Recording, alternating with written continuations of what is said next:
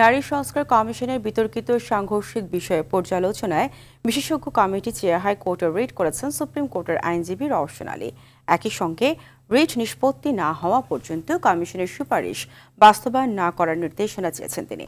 এছাড়া নারী সংস্কার কমিশনের ৩, ৪, ৬, ১০, ১১ ও ১২ নম্বর সুপারিশ ইসলামী আইন ও জনগণের অনুভূতিতে আঘাত এবং সংবিধানের সঙ্গে সাংঘর্ষিক দাবি করে বাতিল চাওয়া হয়েছে। রিটের ৩টি মন্ত্রণালয় ও উইমেন রিফর্ম কমিশনের চেয়ারম্যানকে বিবাদী করা হয়েছে।